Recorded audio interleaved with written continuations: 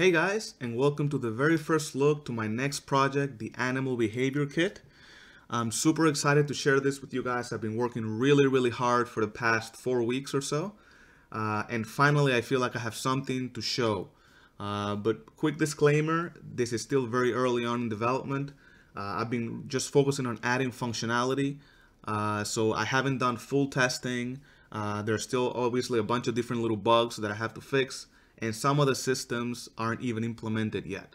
But bear with me, I still want you to see what I have so far, hear me out on the general idea, and I would love to hear your feedback as to what you think. Is this something that is interesting, not interesting? If there are things that you like or hate, please do let me know, because it's early enough in the process that I can actually make changes very easily. What is the Animal Behavior Kit? Well, the idea came to me when I was thinking about what kinds of projects would be interesting to work on. And I noticed that there's a lot of different AI packages in the marketplace, but they mostly focus on NPCs, on humanoids, right? And they're really great packages for you to add NPCs to your world, from citizens to companions to guards, and you can have melee enemies or ranged enemies, mages, all kinds of things. And you can even create some animal behavior with it. But there wasn't anything specifically designed to mimic animal behavior. So my original idea was, can I create a fully dynamic ecosystem that you can implement in your game, whether it's an open world game or a survival game, heck, even an RPG or an MMO. Usually those games have animals, and if you played games like The Witcher or Skyrim, you'll notice that the animals have certain behaviors, right? You'll see that, for example, wolves hunt in packs. You'll have lonely predators like bears. You have some herbivores like deer, rabbits going around. You have birds that are behaving certain ways. You have fish. So that's kind of the general idea. Obviously, that's extremely ambitious. So not everything's going to be implemented immediately. But the general idea is this: can I create an ecosystem where animals behave in an expected manner, and it will be feasible for you to have in your game? So the general point of this kit is that you will have different animals that you can add to your game, and you can add ground animals, and those are going to be divided into two categories: the prey, which are mostly the herbivores, and the predators. You'll have flying animals, and mostly going to be birds, obviously, and you'll have swimming animals, fish. And if I just click play here, just to give you a quick look at what I'm talking about, I'm just looking around, and you'll see in the background there is a herd of deer. And you'll see that this guy here is going all around by himself. You also see that there are some deer that are moving more like a pack. And if I try to get close to them, you'll see that their names turn red and they run away. So they're reacting to my presence. If I look up, you'll see that you have some birds flying around all together, like a little flock. You have obviously some other birds like in the distance there that are doing this independently. So you have some birds that are flying together, some independently, and you have some deer that are reacting in very different ways.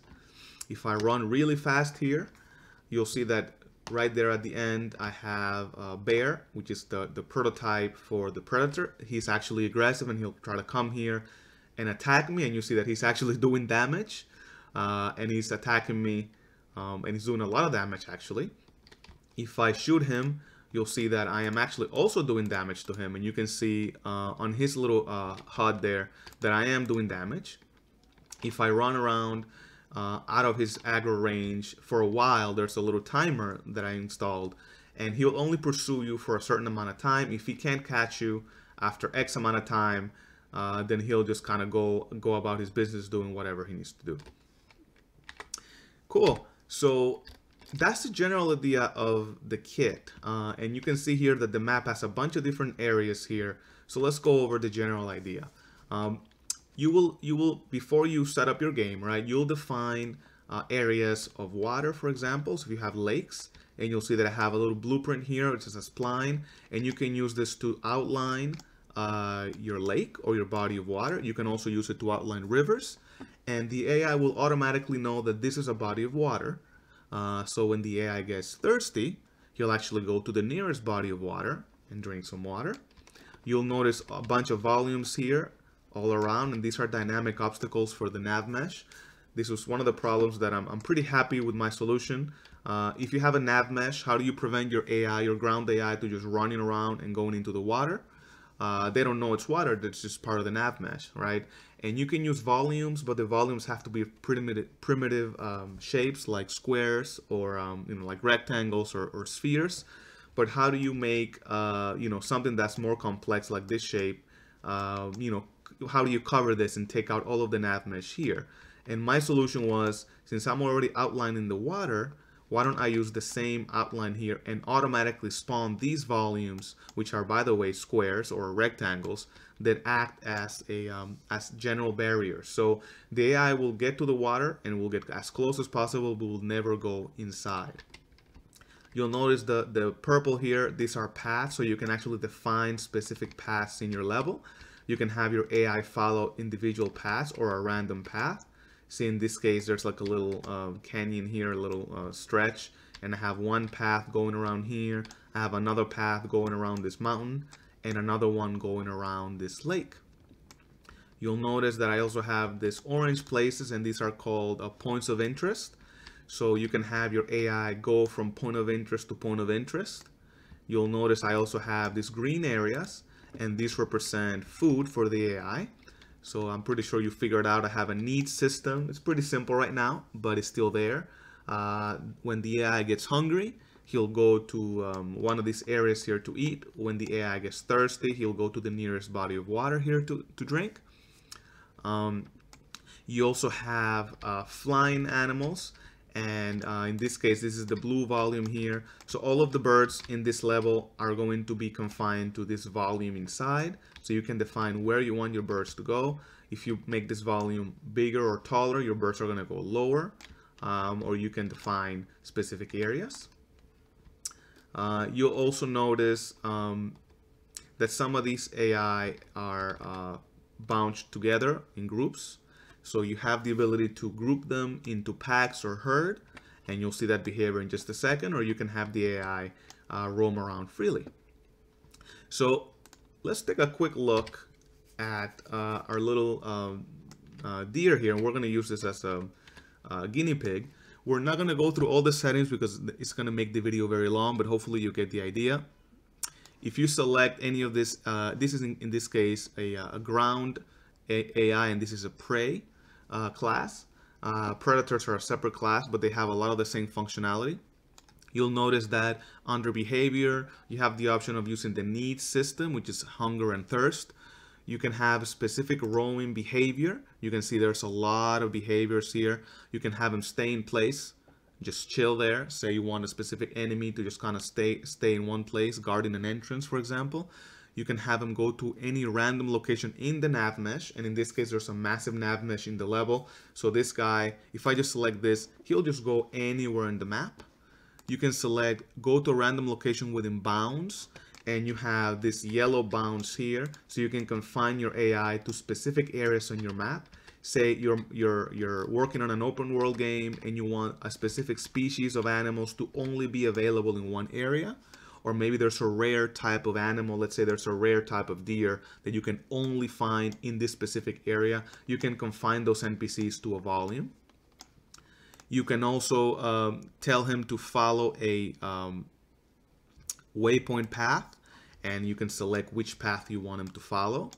Or you can have him go to random waypoints.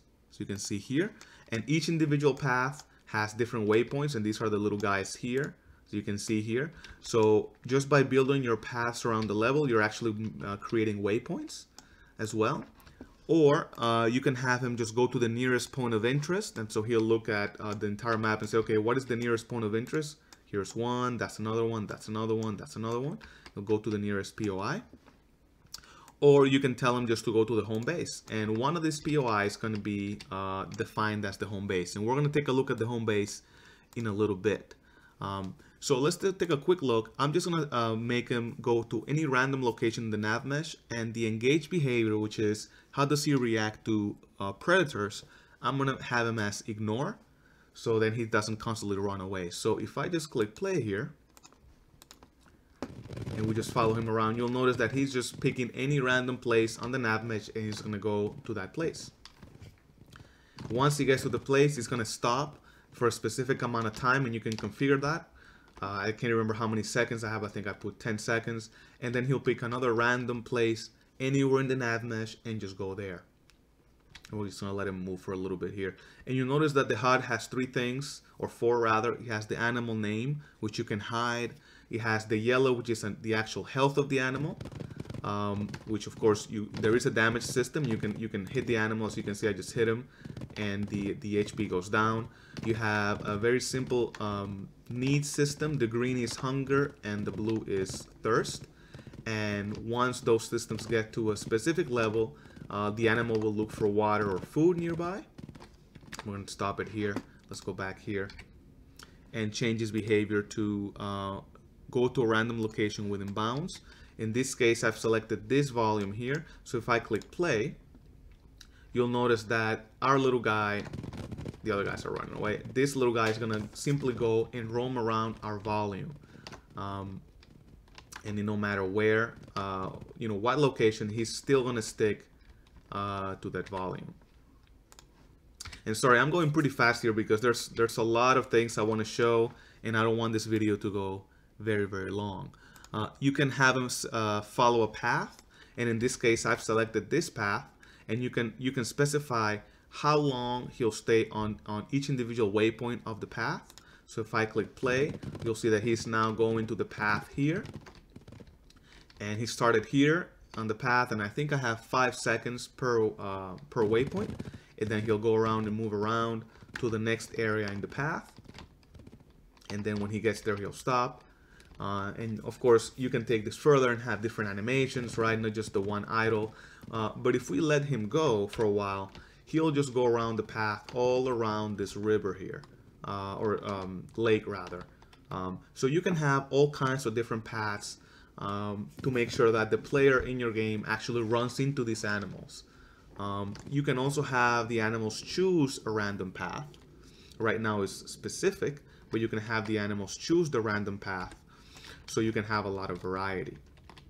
So I'm not going to show a lot more of that, but again, the main idea is that you can have a bunch of different prey, and in this case it's just the deer from the Boy in a Kite from Epic, and you can have them have specific behaviors, right? You may have a bunch that are just going to random places in the Navmesh, some that are going to be following specific paths, right? Interesting paths, some that are going to be going to the nearest point of interest. You'll have some that are going to be in a herd or in a group in this case, and the cool thing is that if you decide to use the need system, which by the way I still have to debug, there's a couple of bugs, so hopefully we don't see any of that. You can go down to the details here, eating and drinking, and you can select basically a timer. How long will it take for this animal to go from fully satisfied to very thirsty? And I have 90 seconds here. So if I click 30, I'm going to put 30 seconds, and I'm going to have his behavior be roaming around this volume here. If we just click play and we follow him around, you'll notice that now the blue bar, which represents the thirst, is going down pretty quickly. So he's going to go about his business, and then when the bar gets to a critical point, I think it's about 10% of the total. I think it's 10 or 20%. You can configure that. He'll eventually go out of his normal random active behavior and go look for water. So hopefully that works. You can see there now that he decided he's thirsty.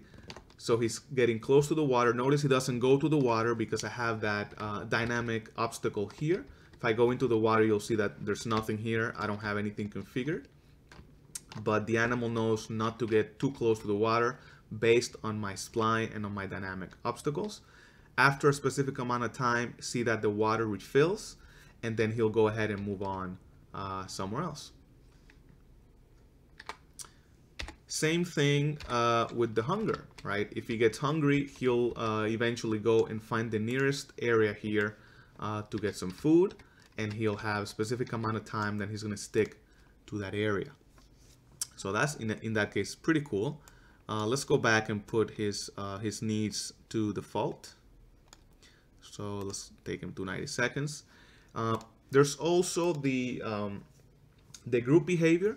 So a lot of these animals are randomly going all over the place, but some of these animals hang around in packs or herd. So what you can do is you can have a group manager, and you can see here I have this guy, which is a group manager, and you can have these guys, all of these guys, register with the group manager, and the group manager will manage this group. And you get to choose a leader. So if you go down to the group settings here, you'll notice that there's a bunch of stuff here, but you can go into the group mode and you say, are you part of a group? Yes. And if so, who's your group manager? And you can have him here. And then what you can do is you can, I'm going to do that right now. You can have a tag that identifies everybody in that group. And we're going to go and say tag, this is deer group 1. And then you select the manager, and one of these guys is going to be the leader. And what happens is that the leader will determine where the herd goes. So the leader will move around, and in this case I believe this is the leader. Let's see. Yep, he is the leader, and his behavior acts normally. So he will be going around a random location within bounds here, and the rest of the herd will follow him. So if I'm gonna go here and go really far, click play, and I'm gonna go invisible. You'll notice that that I went black. This is mostly for testing purposes. That way they don't really see me and they don't run away.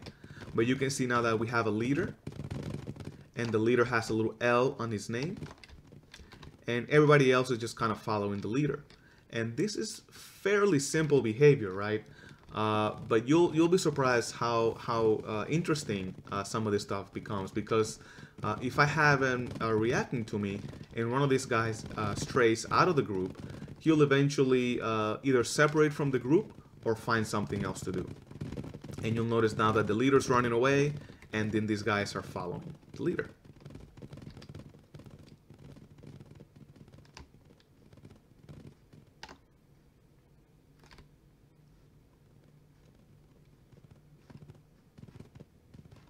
These guys are going to, this is another group.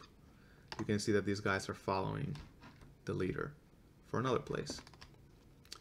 And by the way, all of these behaviors are overwritten by the needs system, right? So when the leader gets hungry or thirsty, he's going to go himself and try to get some water, and everybody else will try to follow him, and you'll get all this nice little behavior. So right now, again, we're invisible. And you can see that they're just kind of chilling here.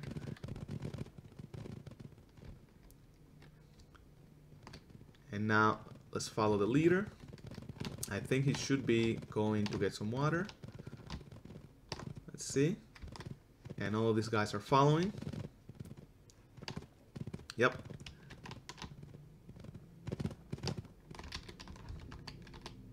And you can see that these guys are already here. And they're all coming here to drink water. So again, you can script and of course you can specify how long they have, right? And I have no animations because this is again using Epic's assets. But if you have an animation of your animal drinking water or eating, then you can trigger that animation here, right? They'll get close to the water, and then you'll have them, you know, drinking. But imagine you have your game, you're coming here, you're fishing, you're doing whatever, and you will naturally see a group of deer or any other animal drinking water here, because that's really what they need. Cool. There's also the predators. Let's just quickly come here and take a look at some of these predators here. They have pretty much all of the same active behaviors, but instead of running away when they see you, their engaged behavior, you can see here, is going to be attack. Right now I have ignore, flee, try to hide, defend, which I haven't implemented yet, and attack will just attack you. And the cool thing is that you can actually specify which animations they'll play. Another AI system that I saw on YouTube, I saw a video, has something similar, and I really love this. It really makes it very, very easy to include, you know, animations. So there's a tab here, and the same for the deer, but I just don't have animations. And here you can specify one or more attack animations. So in this case, I have 3. Again, this is from the Infinite Blades pack. And you can have an animation play mode. You can have specific or single, which is going to pick the first one. Random, which is going to pick a random animation every time the bear attacks. Or sequential, it'll go in order, right? You have death animations. In this case, I only have 2. And again, I have a random death animation. And a hit animation. In this case, I only have 1. So if I click play, the bear is going to be aggressive. Notice that I'm going to go into God mode, by the way, so I don't take any damage. And these are systems not intended to be in the game, but just for me to test.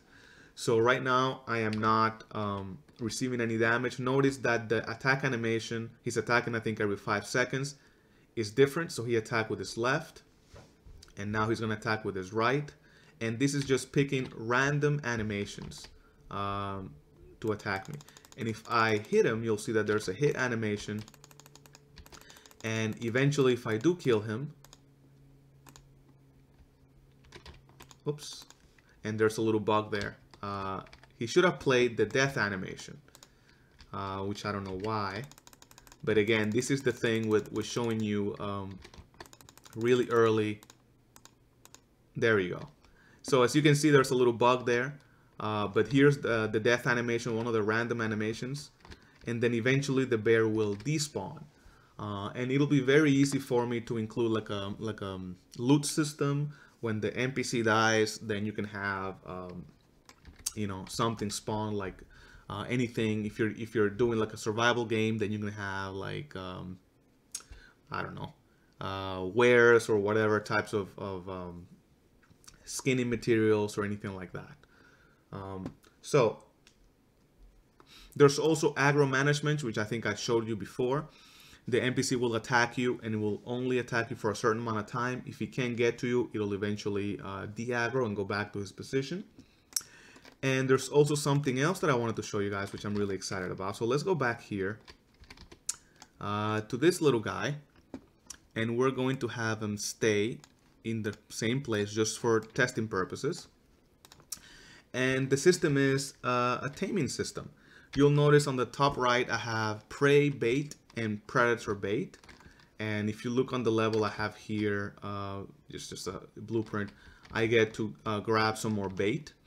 So what you can do is you can actually tame animals in the wild. And this is, again, still pretty simple, right? But if I go into aim mode here, I can actually choose it to shoot, instead of a regular shot, a bait.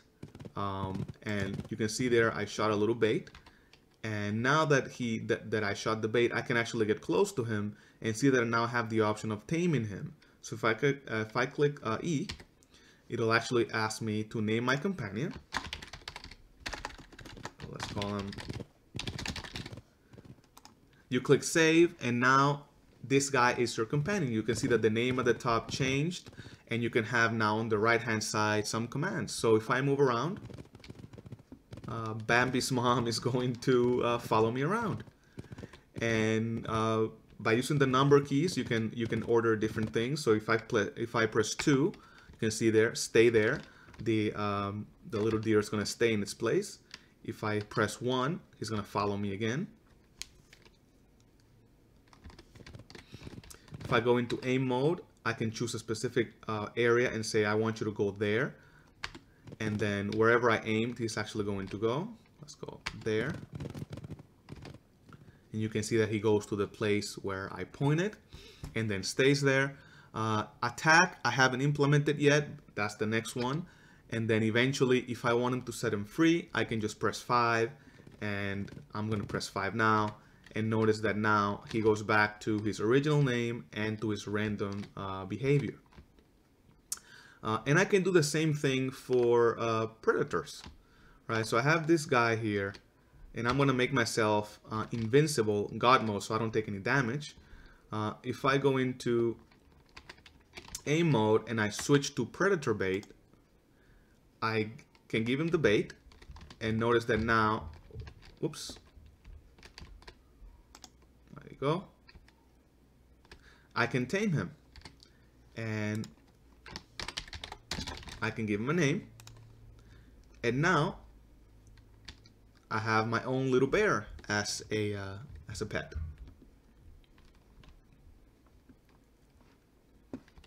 I can tell him to stay there. I can tell him to follow me, and pretty much all of the commands. And you can see there that eventually the idea is that you'll be able to tame your own predators, and you'll be able to tell him to attack other animals. Cool. You also have some group behavior, and I have some spiders here.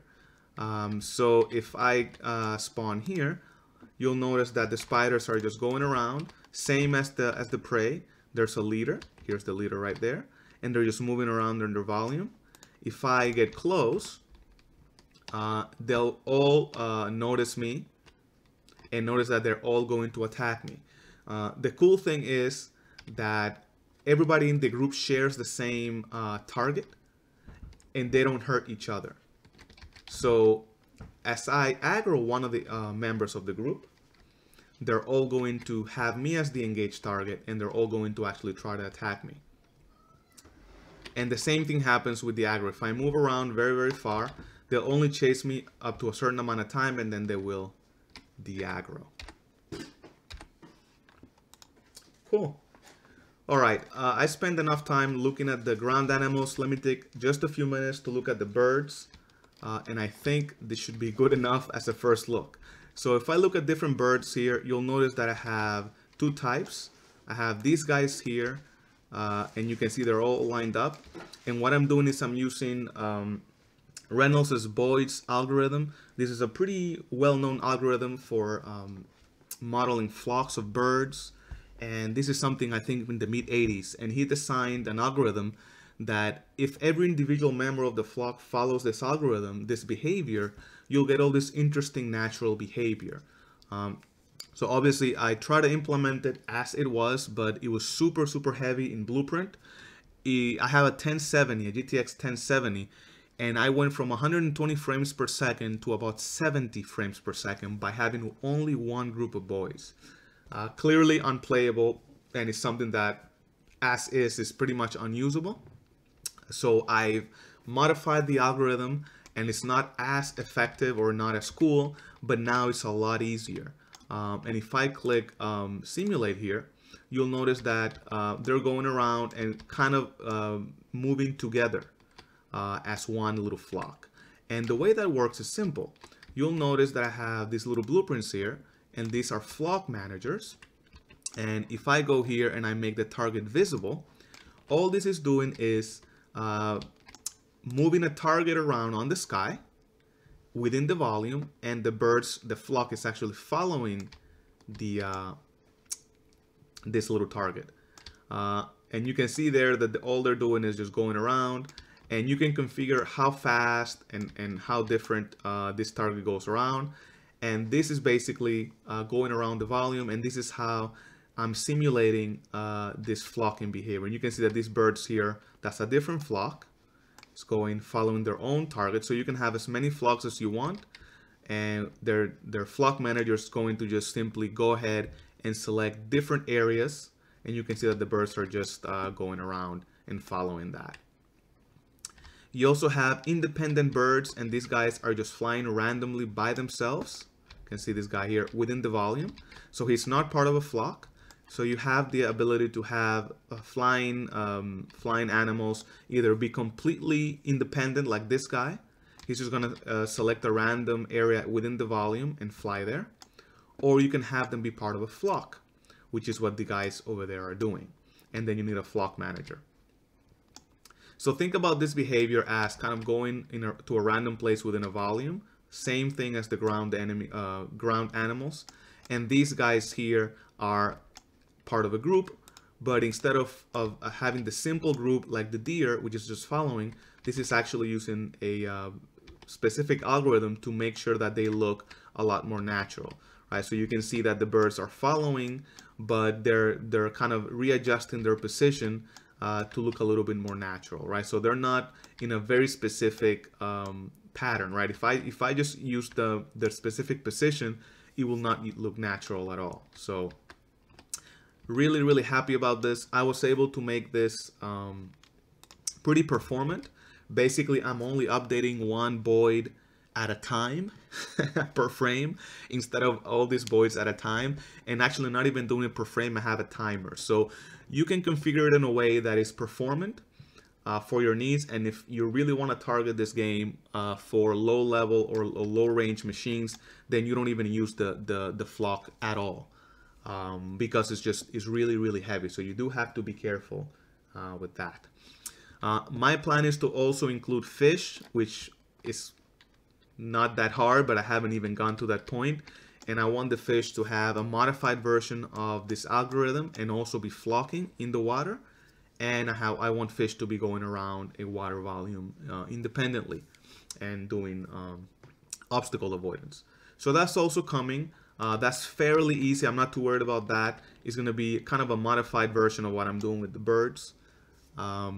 So not too hard. Right now, the main focus and what I've spent the most time is dealing with the ground enemies. Those are the ones that have the more complex systems, because they're the ones that have all of the different areas and behaviors, and they react to predators and they run away. And the predators are the last thing that I implemented, which I still have a long way to go. I want these guys to eventually hunt for deer. They don't do that right now. I want them to attack each other. So if this guy runs into a spider, then they'll attack each other and fight, right? I want to create all of these different behaviors, hopefully, to then immerse the player into this supposedly ecosystem. Okay, let me just go ahead and take that out. Whoops. And hide the target. There's one more thing that I wanted to show, and it is regarding performance. And again, it's really cool. So if I just click play here, you'll notice that pretty much all of the animals here are moving around. You have the deer going all over the place. But what I've done is that if you as a player go really far away, in this case, and you'll notice I'm going really fast. So if I were to go to this area of the map, very far away from the birds and everything else, and I were to eject, and I come here, notice that the BOIDs are disabled. All of the animals in this area are now disabled. So I'm using an algorithm here and looking at the distance between all of these animals and the player. And if the player is really far, you'll notice that these guys are going to immediately get disabled. Same thing with the deer. You'll notice that they're just stopped. They're not running around everywhere. You'll see all these guys are just chilling there. Otherwise, they'll be running around. So I call this, it's huge for performance. You can have a massive world and you can segment your animals with volumes. And then when the player is in one area, like in this case here, all of the animals, all of the AI on a very far away part of the level will automatically get disabled, giving you that performance. And of course, you can have animals in this area of the level, and as soon as you get close, the animals will activate, right? So if I go ahead and run back through here, you'll notice now that all of the animals are now activated again, and the birds are flying all over the place again. So really cool for performance. They just get disabled with your distance, and my goal is to make this multiplayer compatible. So hopefully, I haven't gotten to that point yet, but hopefully anybody that has a tag player, I'm doing a lot of tags, will basically trigger this behavior. Point is, if you're far enough, the animals will just get disabled. Okay. And last thing I did want to show, I know I keep saying last thing, but I have a lot here, is the day-night cycle. So I do have a very crude day-night cycle here. And the cool thing is you can have, for example here, whether, whether it's active or not, the start hour and, when do you start your level? Is it at hour 8 or at hour 20? And you can specify when the day starts and when the day ends, and how long will the normal day last in terms of minutes. So right now I have 30 minutes. 30 in-game minutes will basically run a full 24 hours of the cycle. but I can make this like 2 minutes, and I can say I want them to start, instead of the day starting, instead of the regular hour, the start hour being 8 a.m., I'm gonna make this, I don't know, 8 p.m. And if I click play here, you'll notice that now it's kind of close to the end. And notice this behavior. The animals are actually reacting to the time of day. So all of these animals will actually go to their home base, a point of interest, at night and chill there. So if you have a game and you want to use the night system, notice that, and let me just make this visible here. Notice the squares here, and I'm going to make this visible. If I just click play here and eject, you have a system where the birds and the ground animals are now tied to the time of day. So in this case, you have all of these birds that at night, instead of being flying around on the level, are going to their home base, which is going to be this little volume here. And then they're going to stay there all night. And you can see this guy go in there, and this can be anything in your level. And as soon as it goes in there, it hides the mesh. And you can see all of these birds slowly, from wherever they are on their level, they're migrating to their little home base at night, because you know, maybe these birds are only appearing during the day. Same thing with the deer, and you can see if I come here, well, it's actually morning now because I made it so quick. But if it's at night, the deer will actually come from wherever they are on the level. They're going to their home base, and in this case, this is their home base, and they'll spend all of the night hanging out in this area. The birds will do the same, and they're going to be here or anywhere that you set in your level. And you can do the opposite. You can have animals that are active during the day or animals that are active during the night. And you can specify that. So you can flip the behavior.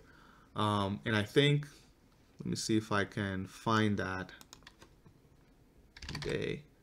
You can see here, active during the day is a default behavior for most of the prey. So what that means is that when night hits, all of the active animals are going to basically go to their resting place. Same thing with the birds. When the day ends and the night begins, they will all go into their resting places. Now, if you disable this, it basically tells the AI that no, they're actually night animals, and they're going to do the exact opposite. So let's say that you have bats or owls, and you want the owls to only appear at night. Then you can do the exact same thing. You drag your owl, you configure it to be active during the night only, and during the day they'll be hiding in their little resting place, and at night they'll actually go out and roam around the area, and then the day animals or the day birds will do the opposite. So I'm really excited for this because, again, it gives one more level of realism. You have certain animals that hunt during the day and certain animals that hunt during the night. And now having this simple day-night cycle, you can specify when the day starts, 5 a.m., and when the day ends, 8 p.m., 20. And when this hits, there's an event dispatcher that goes out to all of the AI and says, hey, the day just ended. And the AI will see, hey, I'm only active during the day, so night just hit, I need to go to my home base. And they'll all go to their home base. So if you have a game where you're, for example, hunting, and you're hunting at night, then all of the animals that are only active during the day will actually be in their little home bases, right? So you can have a cave, or you can have an area like that, like in this case here. And you can have animals, again, that are only active at night. So let's say that you have wolves that only hunt at night, or owls, and you can have that behavior built in just by using the simple day-night cycle here. Cool. So I think that's all I wanted to show. I'm working still on some other behaviors. I want to have a breeding system and have not even started that, which is why I have, you notice on the deer, I have like a sex, male or female. Eventually that system will be implemented. I don't have it yet. I may not even have it on the initial release because there's still so many things that I want to do that it may just come later. But anyway, that is the overview. of the pack. Hope you like what you're seeing here. Again, if you're thinking of making a game, or you're already making a game, and you would love to have animals in your game, please let me know what you think. Are there any features that you saw that you liked or you didn't like? For example, taming. I was debating whether I wanted to use bait, kind of like the Far Cry games, and that's obviously the route I went. But for a while I debated, do I want to use more like an MMO type thing, like World of Warcraft, where it's all about levels? Is there any behavior that you see that that you don't like, or anything else that you like added? Please do let me know. I'd love to hear from you. And by the way, I do plan to make this compatible with some of the packages that are out there. And I have Chrome here. So I wanted to share this, that one of the things that I want to make as soon as this is released is I'm going to make a tutorial on how to implement my system with the multiplayer survival game. I actually have this, not from here, from Gumroad.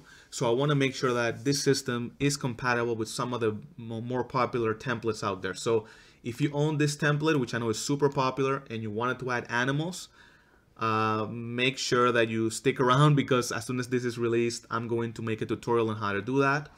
I also own Orbit Weathers and Seasons, and I'm going to make sure that it is compatible here. You know, it also has a day-night cycle and it has weather. So I have to look into it and see what I'm going to do, but my plan is to make it compatible. Also, this is obviously using the epic animal packs that I could find anywhere. They're not complete, they don't have all of the animations. So if you're thinking about this, I would highly recommend you take a look at this pack. It's the Animal Ultra Pack. I believe it's $5, and it has all of the animals that you could possibly need to make my pack work. Obviously, I bought it. I also bought this Forest Animal Pack. It was half price when I bought it during Christmas. I think it's $50 now. I think I bought it for $25, but it also has a lot of the animals that I would love to add. So what I'll do is I will make videos on how to implement these two packs. So if you do decide to buy this and you don't have animals, then you'll know that for sure these two packs are going to be easily integrated. Especially this one, for $5, you're getting 32 different animals. I would highly recommend that you just get it. The dev said that it was supposed to be 90% off for a while, so I don't know if he'll eventually raise the price. But if you look at this, you know, you can now implement fish, which I'm going to implement later. You have the AI for all the aquatic animals. You have, the bear, which is going to be a predator. You have the cow, which is going to be prey. This guy's going to be a predator, right? So I'm going to use this pack to basically implement all of the different behaviors. So I just decided that it's probably a good idea to show it. So this pack, unfortunately, doesn't come with all the custom animations, just with what Epic comes with, because I'm just trying to showcase it. But again, if you're interested, make sure you look at those packs, because they're going to be easily implemented. So, all right. Hopefully you like where this is going. I put in a ton of work. There's still a lot of work to be done to make sure that everything runs smoothly. But yeah, what do you think? Is this something you're interested in? Any other animal behaviors that you'd like to see? Please let me know in the comments, and I'm going to put this on a thread on the forums as well. Let me know either on the comment section there as well. But yeah, thank you guys so much. I will be continuing to work on this, and I'll hopefully post another video with progress later on, so you can see how things are progressing and give me your feedback. So yeah, looking forward to hearing from you. Thank you guys so much, and I will see you in the next video.